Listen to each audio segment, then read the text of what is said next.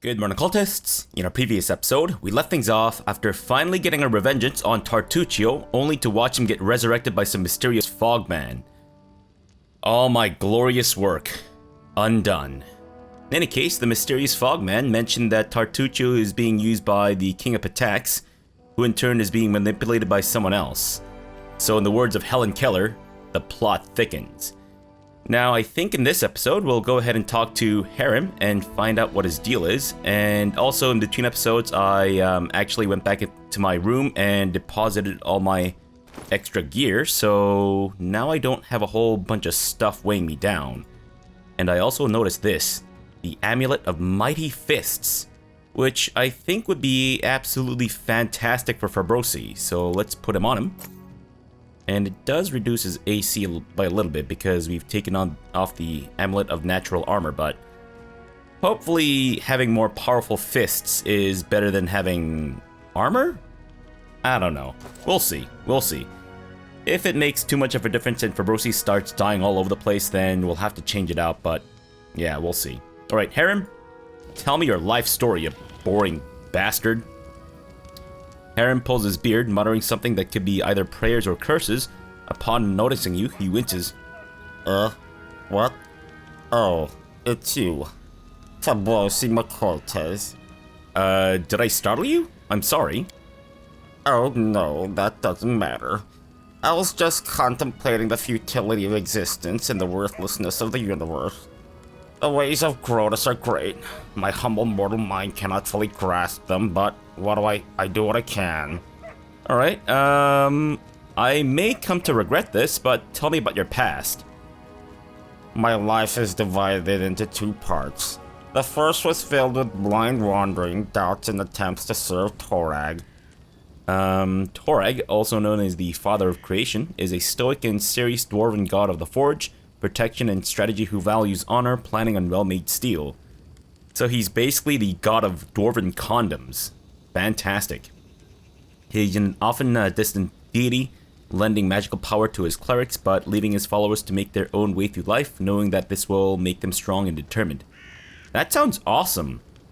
The second part began when I accepted Grotus into my soul and received a clear vision of the world. What exactly would you like to know? And where are you from? My life story began in Larad, a city of dwarven clerics and acolytes.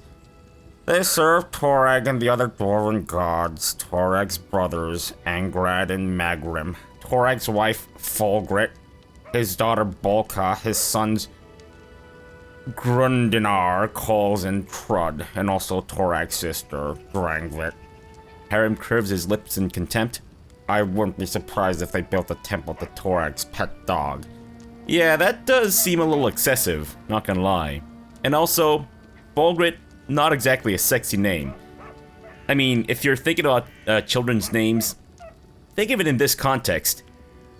As their lover, would you like screaming out the name Fulgrit in the throes of passion? Not that you should be thinking about screwing your own children, but still, you know. That's the gauge I use in any case. Sorry. I let myself get carried away. Harran sighs and pulls his beard several times. Larad is the second largest dwarven city in the Five Kings Mountains. It's a subsidiary of the Five Guys Burger franchise. It's built up around numerous temple caverns, which serve as places of worship for all the dwarven gods. Many pilgrims from every corner of Golarion come to Larad to pray to their gods. Some are made to live there. This city is simply imbued with faith. You can't swing a dead cat without hitting a cleric. It's no surprise, inspired by the aura of the city, that I decided as a young boy to dedicate all my efforts to becoming cleric of Torag.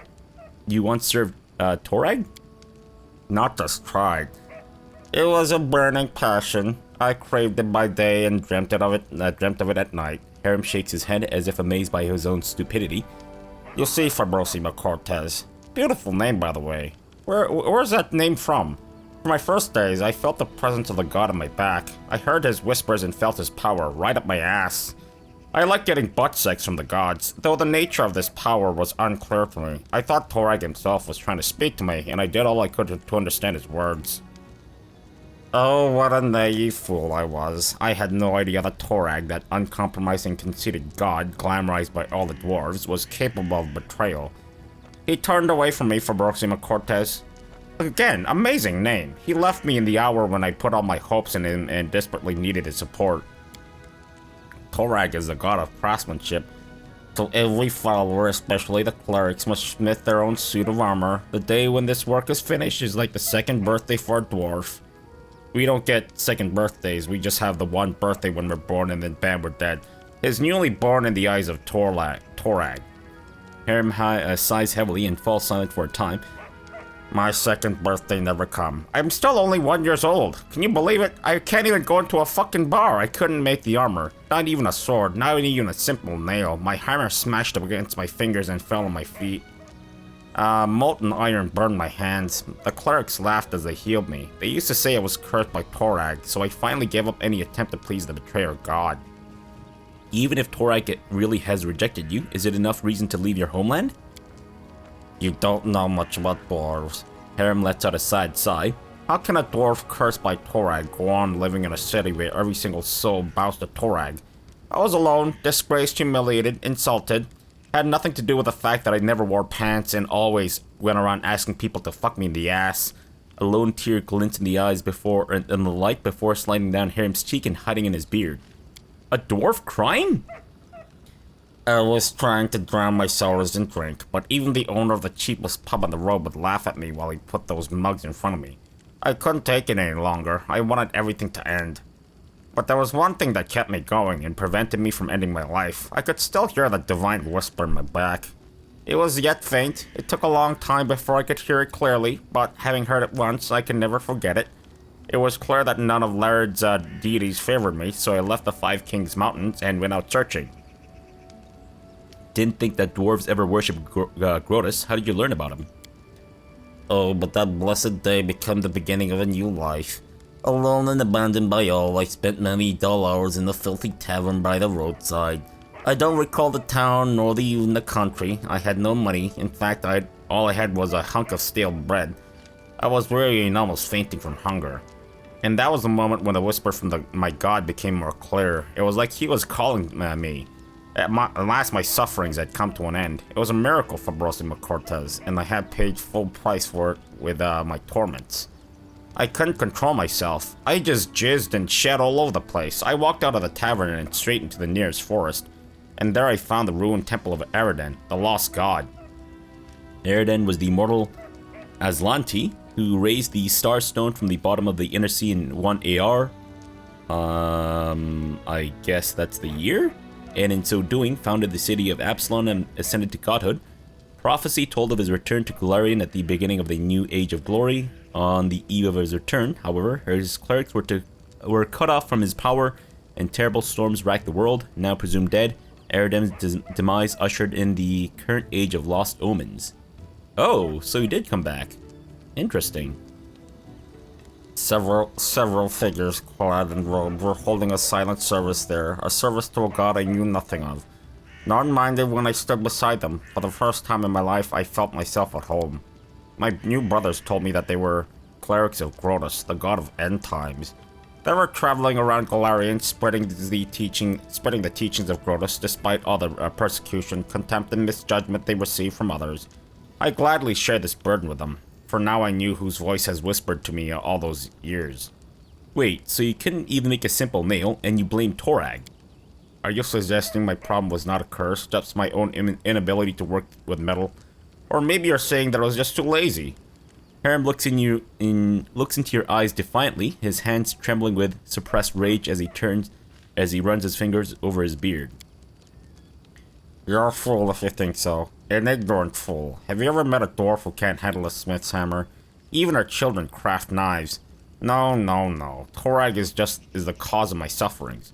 The betrayer god deliberately cursed me, just to make me making laughing stock of me. Harran raises his hands and shakes his fist at someone above. He's an old man shaking his fist at the clouds. Fantastic. But I won't let myself get angry at you, Fabrosi Cortez. You're an ignorant and blind soul. How dare you? Blind? I'll have you know Fabrosi's vision is... well, it's pretty terrible, but still. not exactly blind. And my aim is to guide you through this dying world that marches towards its end. I will open your eyes or die trying. Grotus will be pleased with either outcome. Great. Oh my god. I'd like to learn more about dwarves. I don't really, but... Most dwarves are self-sustained, stubborn fools serving Torag. They don't deserve my good attitude. Harran winces. But you can ask me what you want to know. I'll try to answer. Tell me about the Five Kings Mountains. The Dwarven Kingdom. Yes. Well, it's to the south from here. It survived many trials, and there will be more yet to come. Harran strokes his beard, contemplating. There's no unity among the dwarves, Fabrosi Cortez. The Five Kings rule over our people. They sit on the thrones of the 5 greatest cities, and with every passing day, it grows harder for them to come to any agreement. The only thing uniting the 5 Kings Mountains is the sky citadel of Highhelm, a great dwarven fortress at the mountain's heart. Have the dwarves always lived on the surface? Oh no, eons ago, all dwarves lived deep beneath the surface, and they did rather well, judging by historical records. They built fortresses befitting noble dwarves, but a restless god Torak sent us a prophecy, the quest for the sky. He ordered all the dwarves to abandon their fortresses and press upwards, to show their beards to the sun, as they say. This journey was long and bloody. Many dwarves perished along the way. Others turned back, keeping to their ancient strongholds, eventually to turn into evil Drugar. Whoa, really? Great dwarves. But those who survived reached the surface and founded these sky citadels, the most glorious cities in dwarven history. Now tell me about these sky citadels. Oh, they are peaks of creation. Glorious cities built by the ancient dwarves who'd finally reached the surface after many hardships, performing the final labor in their quest for the sky on the surface of Glorian. Harran's eyes glitter with admiration. They are steadfast, tall, magnificent. They are beautiful. I mean, tall for dwarves, but, not that tall. The 10 citadels were built by dwarves, but we managed to keep only a few. The citadels crumbled, and the orcs, sworn enemies of our people, trampled their blessed streets and ruined the gorgeous palaces of the ancient kings. Harran's eyes grow misty with tears. Those were heavy losses, and a disgrace to our people, Fabrosi Cortez. Highhelm is a jewel of the citadels that remain. It is located in the heart of the mountains, and the heart of every dwarf. Yes, my heart too. There's a dwarven saying that if an enemy reaches Highhelm, every dwarf from all corners of the world will come to defend it. Harran casts a side glance at you. I'd be there too, but not to help the Citadel's defenders. I'd be there to witness the fall of our people with my own eyes and mourn it. I would fall upon the cold stone and raise my final prayer to Grotus. Great, let's talk about something else. Like your god Grotus. You wish to learn about Grotus? Harran seems surprised and pleased at the same time. Yes, of course. I will answer anything you ask. So what are Grotus's teachings about in a nutshell? Grotus is the end of all that exists. Harran smiles. He's obviously been waiting for this question. Look around, Fabrosi Cortez. What do you see? Look again and realize that everything will be destroyed. Our clothing and our armor will turn to dust. The walls of the palaces will crumble into ruins. The trees will fall. You and I will die much sooner than that, and of course my anus will be fully prolapsed upon doing so. Grotus is a timeless watcher. He's been locked away by Pharasma, the goddess of rebirth. From her boneyard, he watches over the world, knowing that the time for the final reaping shall come. He's the bloated moon hanging in the sky. He's the harbinger of the last days. He's the one who will stay when all the others are gone. Pharasma has Grotus locked in her boneyard, so she's stronger than Grotus? Of course she's stronger, for now. Harran nods with dignity, stroking his beard. Grotus is weaker than Pharasma, and many other gods. I would be a fool if I tried to claim otherwise. If Grotus were stronger, then the end times would already have come, wouldn't they? But the powers of the other gods fade away. They dissolve slowly, a grain in a century. Grotus collects those grains and waits. He doesn't need to hurry. He knows that his time shall come. Usually clerics can speak with their gods. What does Grotus say to you? What is his will? Harran shakes his head in resignation. Grotus doesn't speak to his clerics. Actually, Grotus doesn't need any clerics. The dwarf raises his sad eyes at you. He only speaks his whispers to be heard, and only by those who are dying to hear them. His words are unclear, but they call to you. His voice comes with a soft rustle of fallen leaves, with a woeful wailing wind at the mountain pass, with the roar of the raging blizzard, and it calls to you to strike out on the road, onwards, always onwards, over the pass, over the bridge, and further along, up ahead, where the edge of a grey robe flashed, and a candle sputtered for the last time before dying. Onwards, always onwards, until your feet can carry you no longer. Harran falls silent, submerged in his own thoughts. Well, thanks about that. Or thanks for that, rather. I like your tales, then there's an inner truth. Oh, then let me ask you, what do you think about Grotus? There's an inner truth to them. It was interesting to learn about them, nothing more, nothing less. To be honest, I don't want to have anything to do with them. I mean, it's a very nihilistic kind of a perspective, right? I guess we can be neutral about this, because I don't really want to worship Grotus. Although, that could be interesting. Alright, we'll just say... Inner truth to them. I don't know. We'll just say that there's an inner truth to them, maybe. A broad smile spreads across Harran's face. I'm glad you think like that. We'll bring this truth to the whole world and tell everyone that the world end is inevitable. Great. Have you ever regretted your decision to abandon Torag and start worshipping Grotus instead? Your question might seem offensive, Fabrosi Cortez, but I'm not offended. I realize you asked it because you wish to learn more about Grotus. Harran squeezes his beard in his fist, but in a moment he lets it free again. Torag betrayed me, Fabrosi Cortez. I asked him for one butt sex. One butt sex. He couldn't even fuck me in the ass once. I mean, he's got that throbbing. All he's ever done was look down with contempt in all my futile efforts to please him. I crafted him armor plates, but they fell apart with a single strike of the fist.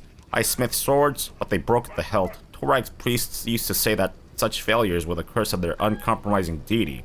Harran's fingers grab his beard with such force that it seems he'll tear a handful of hair out of it.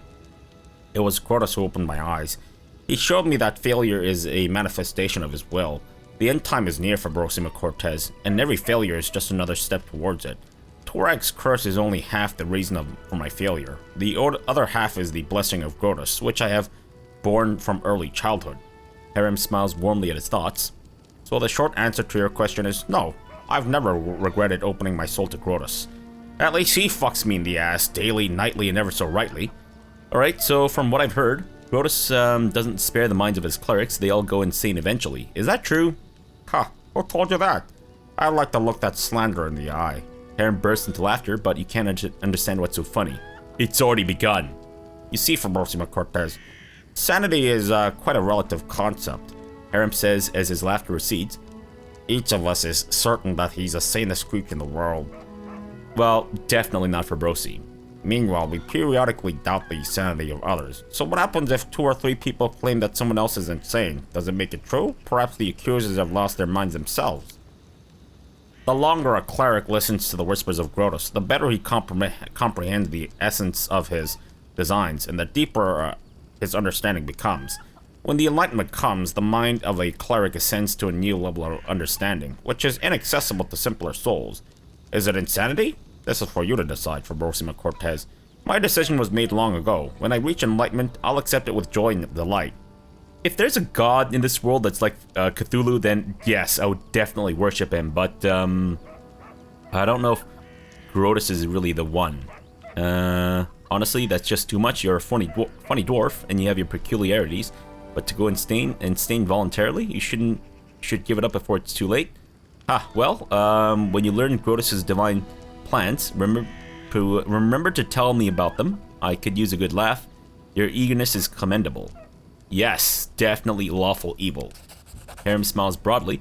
I'm glad you noticed it. I dream that Grotus will someday fuck me in the ass. Alright, well, thanks for the conversation. Harran nods with dignity. I'd be happy to continue a conversation later. No, we're good. We are very good, my dude. Okay, so we've got the... Let's see, we've got our potions, we've got our... That's it. I guess we're heading out. Sorry about that very drawn-out conversation. I didn't expect Harran to be the, longer talker than, someone else. Oh, interesting. So I guess I can just...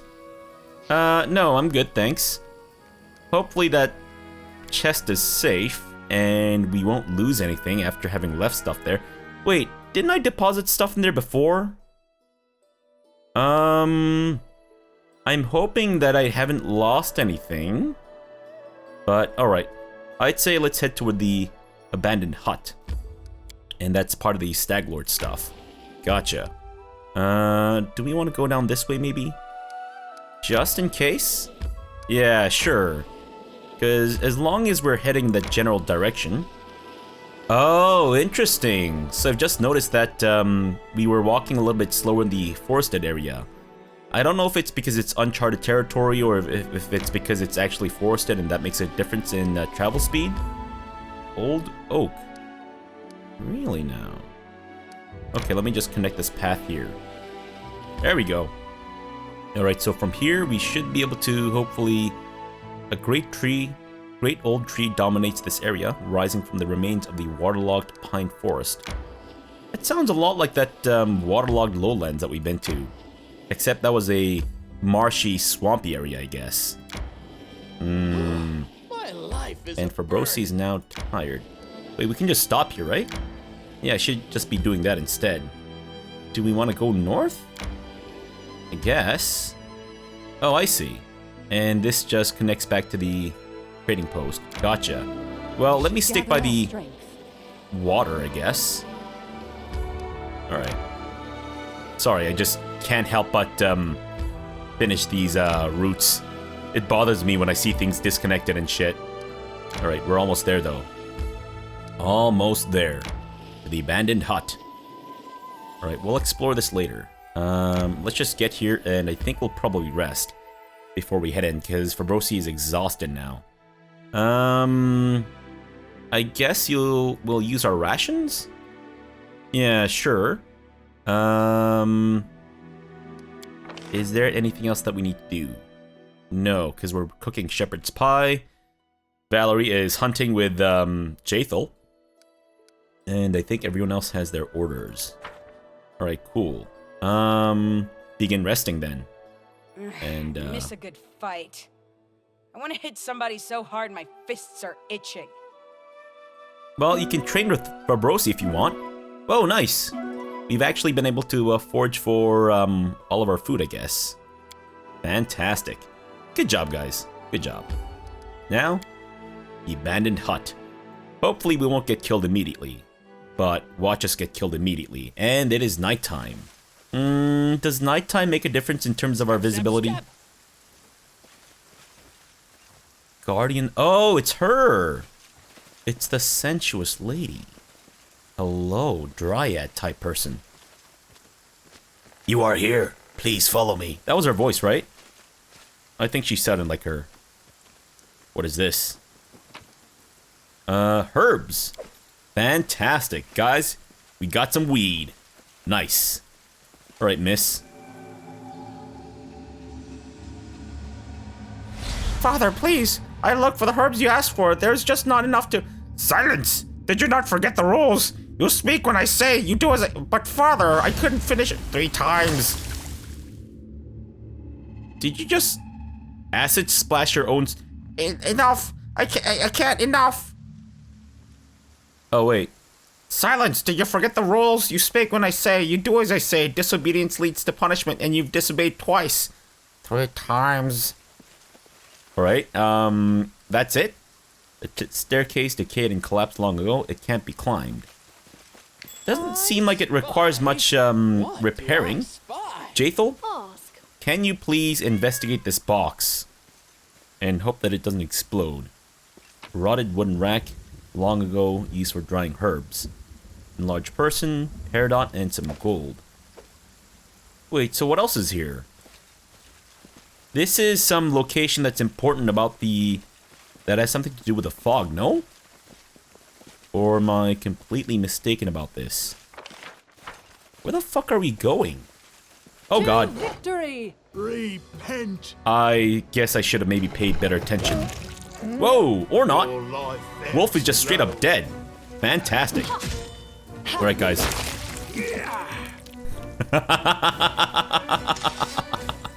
Nice. Very nice. Alright, what's this? I am your shield. Bushes grow in the well, a clear sign that it was abandoned long ago.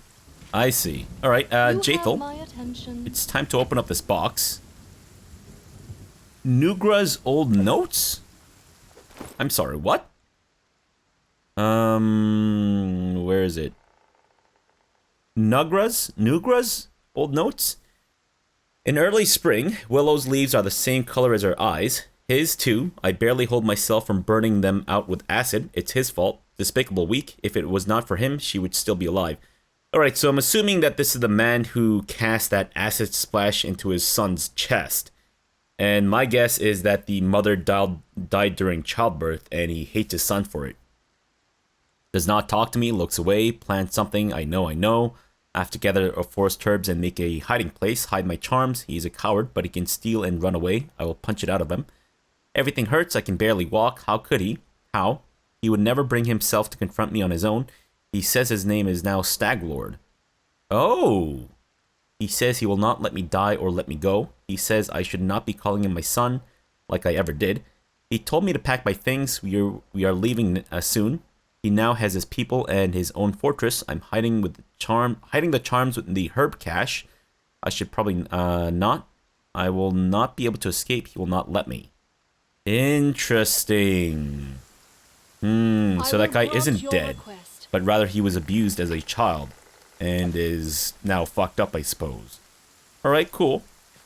Well, not the child abuse part, but I guess the backstory in the Staglord. I'm assuming. Anything over this way? Wait for me there, I wonder. Anything good? Anything with secrets? Because we should be looking for a herb cache. Where have you been? I told you everything to prepare everything for the ritual. You will never give me orders again. I wield unlimited. What? Well, then summon your power. Or maybe you'd like to try the acid? I'm not your slave any longer. Chest punch!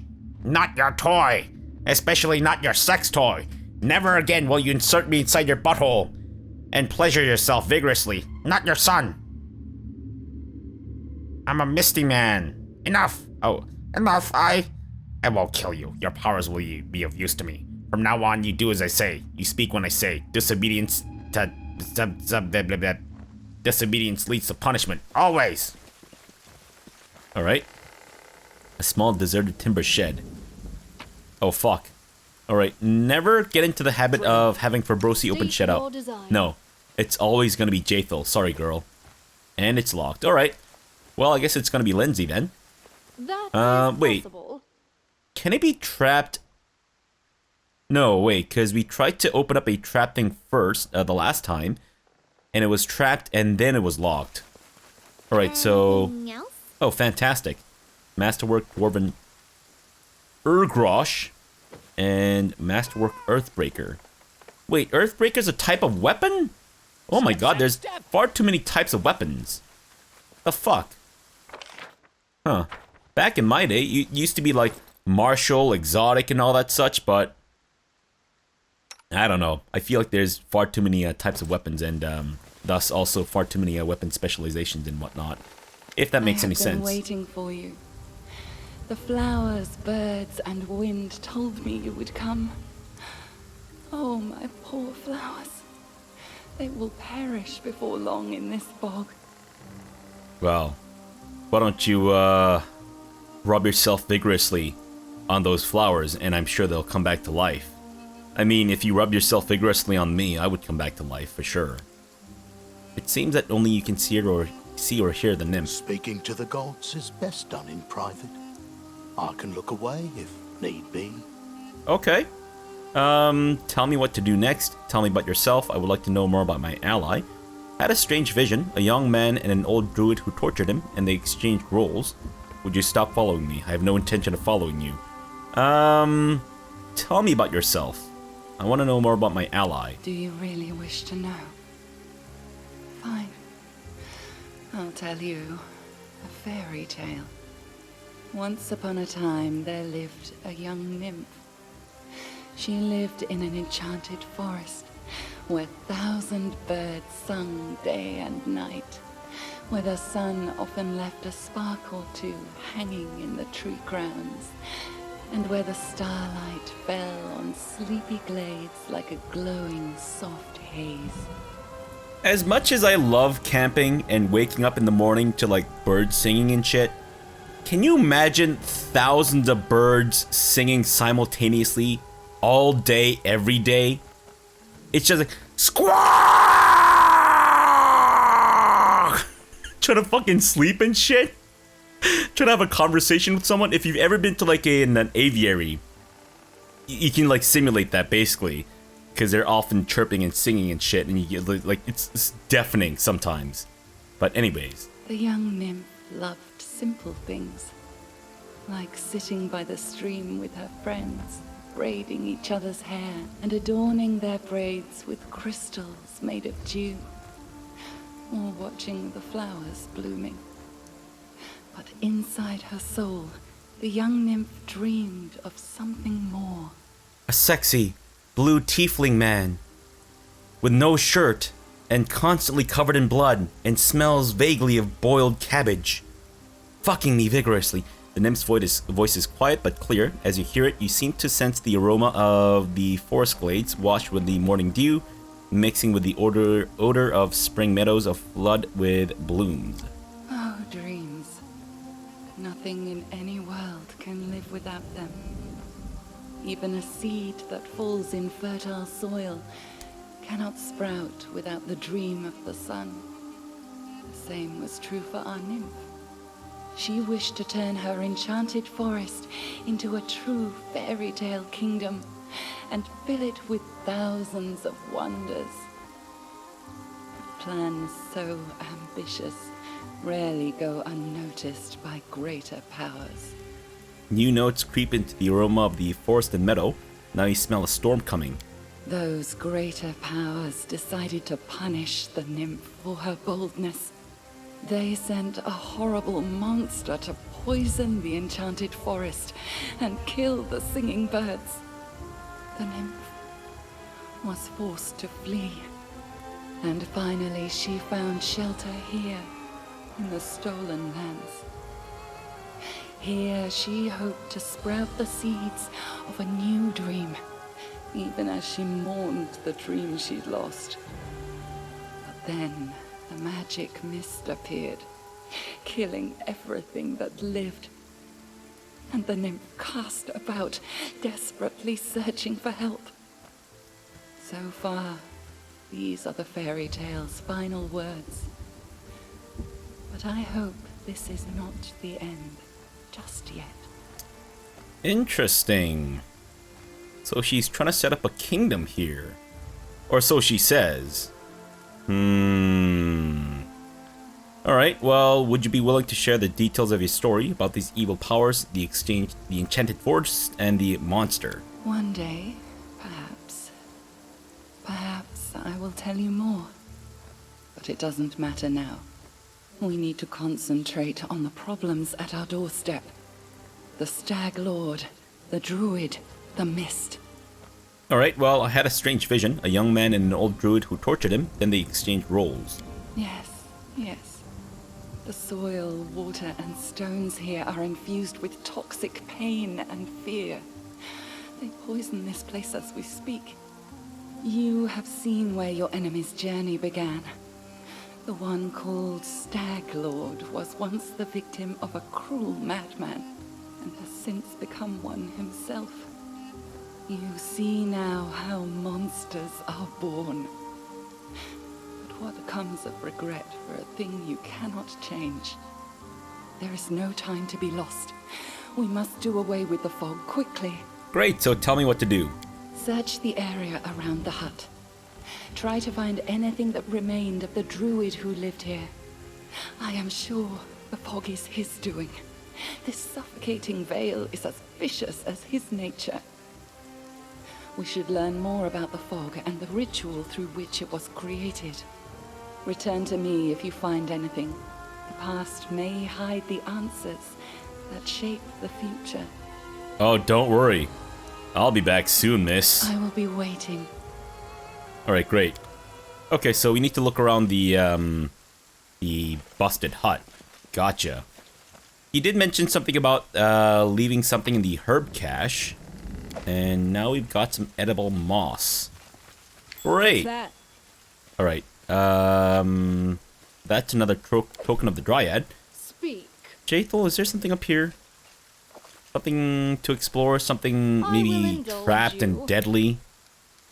Nope, so far nothing. I guess we'll try to find whatever is hidden before we end the episode here. Yes. And we can't go that way. Gotcha. What is this? I see something. The stone altar is decorated with an eroded foliage pattern and symbols of green faith.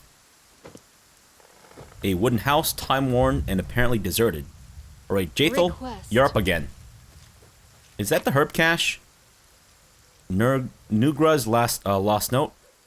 I went to the old temple of the elk again today. Wicked, gloomy place, just like my soul. It used to shine once, and it is now hollow and horrible.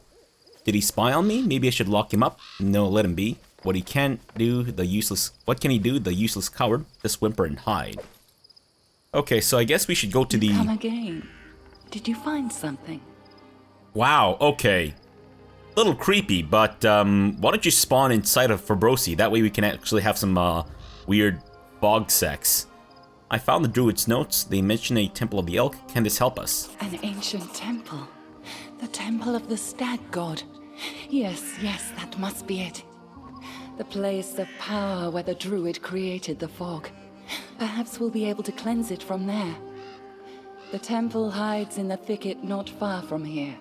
You'll need to go there and purge the place of whatever evil still lingers there, summoned by the druid's sinister ritual. Take care. You are my only hope. Great, I need to ask you about something else. Then hasten. Time is of the essence. Can you take off your leaf bra? It's for medical research. It's all clear now, thanks. Alright, I'm assuming there's nothing else then? Ah, there's a way out this way. We will prevail. Nope, turns out there's a wolf. Onward. Looking to eat Amiri's butthole. In the least sexual of ways. How dare you, wolf? How fucking dare you? We've gone through this entire episode without taking a single hit, and you changed that? You little bitch. What an asshole. I'm gonna skin your fucking ass. What is this? The ground near the chest is covered in culinary herbs they dried out long ago. Is there a reason for that? Is that a hint? Ask. Ground near the chest is covered with culinary herbs. So maybe there's like a herb cache in there? Or not? What? The hell? What's up with that? Forwards! That's weird. No, Wait, hold on. backwards. Did we collect any herbs? We did. How about we actually try leaving some herbs in there? I wonder what would happen. Whoa! Holy shit! I can't believe that actually worked! Oh my god, that's incredible! Wait, did I lose all my herbs? Fuck, I should have just left the one. Damn it! Step. Now what am I gonna smoke? I can't smoke just grass. Although, maybe we can. Alright, well, I'd say let's end the episode off here for now. We'll come back tomorrow and I guess we will start heading out to the Temple of the Elk. Wow. Alright, that's gonna be a journey, I'm sure. Okay, so for now, thanks for watching and have a good breakfast.